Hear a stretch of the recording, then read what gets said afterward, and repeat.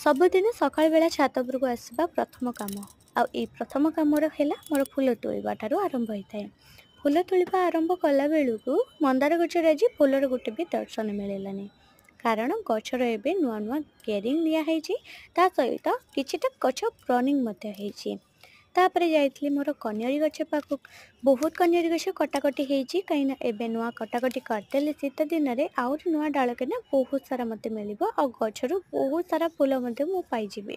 ସେଥିପାଇଁ କାଟି ସାରିଲା ପରେ କିଛିଟା ଗଛ ମୋର ରହିଯାଇଛି ଏଠି ପେନ୍ଥା କନିଅରି ଆଉ କିଛିଟା ବାରମାସୀ କନିଅରି, ଯେଉଁଠିକି ଆସିବ ମିନି କନିଅରି। ତ ଏ କନିଅରି ଗଛରେ ମୁଁ ସବୁବେଳେ ଫୁଲ ପାଉଛି।